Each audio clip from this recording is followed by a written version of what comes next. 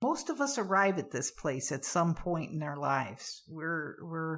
Things have been piling up and we just stop trying to fight it. We just stop. We kind of get in a rut and we can't do what we need to do to make our life better. And we just sit there. We just stay there. Complacency. How are we going to fight complacency? This is BethWe in the Coin India kitchen. And I got to tell you that complacency is an enemy. It's kind of, I tried to think of what is the opposite of complacency, and the word I came up with was success. It's not necessarily action, because you can be at rest and not be complacent, but you can't be successful and be complacent. So complacency, what is it? It's like getting stuck in a place where there's no hope, and even the smallest tasks seem way too large for you to handle. The reality is that many people are succumbing to this type of despair. And what started as just complacency or being stuck in a rut robs all of us of their gifts and talents. And we really need everybody to be using their gifts and talents in this world. We really need your gifts and talents. So are you complacent? And if so, how are you going to combat that? That's what I wanted to discuss with you today, because the place of complacency or flatness needs solution. And the good news is, if you know complacency, chances are good you've known the opposite. You've known success in your career or in your family or in your spirit life. Where did you get it? How did you get there? So I think one of the things we want to talk about is how to get out of it. I love talking about being aware of the mundane. If we could see our world from a new vantage point, new possibilities would open up. So I always say, if you can't change your attitude, change your approach. So if you can't change the complacency, walk away from it and come at it from a different angle. How do you do that? Sometimes if you can remember a time when you were having a really good emotional run, you can connect with the belief that there is a way out. What's that new vantage point? It's called hope. I love the acronym for HOPE. Hold on. Pain ends. If you know that, you're going to get through this complacent season and you're going to get back to living large and having a wonderful life. Sometimes we need to make a new plan. In the rut, we have to open our mind to the possibility that a new plan is necessary. Maybe that's all you can do the first week, is open your mind to that possibility that a new plan is necessary. But put it on your calendar for Monday, that on Monday you're going to maybe set a goal. And the first goal is that on Monday you're going to set a goal. So that's your first goal.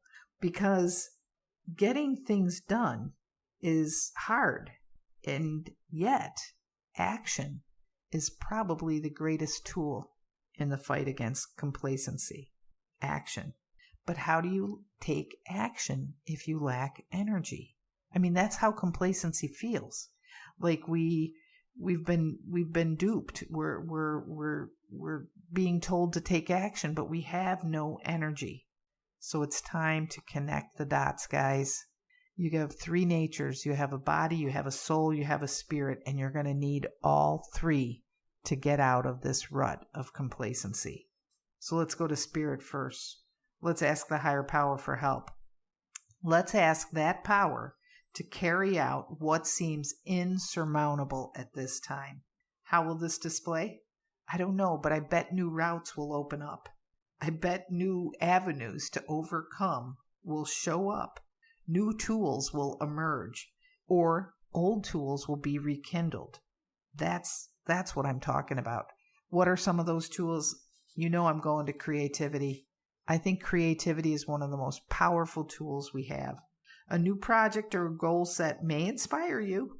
You might, if you lean on your creativity, your heart will sing, because your heart loves to create. Passion may even return. Okay, it might be a ways off, but passion can return. But you gotta break the routine.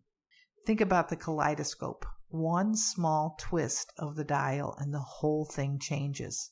Creativity can do that for your complacent mindset. Spark your creative juices by pulling out an old talent. Did you used to write poetry? Did you used to play the guitar? Did you used to play the piano? Did you used to paint? Did you used to sculpt? Did you like making things out of clay? Did you like to garden? Did you like to grow vegetables? What did you like to do? There's something in your history where your creative self was at peace and in love with life. Look for that old talent. Okay, next thing, it's going to be a hard one. Take a deep breath, because I'm going to ask you to organize something. It could be a drawer. It could be a closet. It could be your shoes. It doesn't have to be big, but I want you to organize something. See organization as a friend.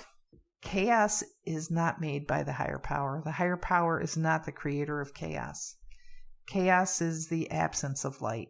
Chaos happens when we shut out the light. So organize something. Just maybe take the old food out of the refrigerator and throw it away. It can be anything. Just organize something. The next one, I want you to communicate. This one's hard. I want you to tell on yourself. I want you to tell somebody you're struggling with complacency and you're asking the higher power to help you get a new approach, a new vision, a new way to look at your life. The fourth thing, look for somebody else who needs your help.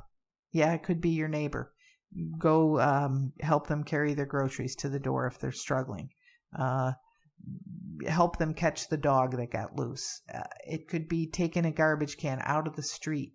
Not even a neighbor you know, somebody down the street, but their garbage can blew into the middle of the street.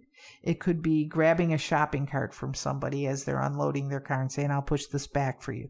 But look for someone else to help, because success is contagious. And when you do for someone else, they will do for someone else. You might not even know you're breaking complacency in your life and in theirs. Okay, we did a study recently. It was in a book that helped us, Joyful Journey, I think it was called. And they talked about how gratitude changes the way your pathways in your brain work. So, the attitude of gratitude. Can you think of 3 things that are good right now? 3 things. It doesn't have to be a lot. It can be a weed flower growing in your lawn because you didn't cut the lawn. But there's a weed flower and the bees are going to it and the bees are good. And so you're grateful that even though you didn't cut your grass because you've been complacent, that the weed flower is nourishing the bees. 3 things, small successes right now. Look right now for 3 things that you can count as small successes, small places of gratitude. 6th thing, I want you to hook up with the divine.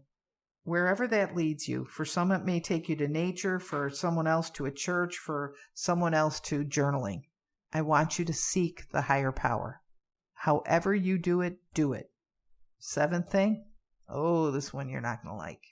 When someone invites you, I want you to say yes. Connect with others. Go to lunch. Attend a meeting. See a counselor.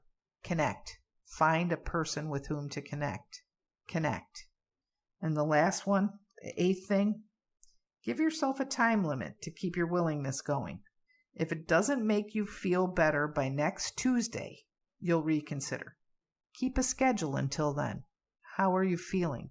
What have you organized? What have you been grateful for? Complacency strikes everyone. Don't let it go deep. When you see it start, fight it from the first moment. Clarity is there at first, but it succumbs to the complacency and becomes fogginess. Fight as soon as you see it. I gotta tell you again, we really need you in this big world. We need your input, we need your gifts, we need your creative mind. Could you please fight this complacency? If not for yourself, for us?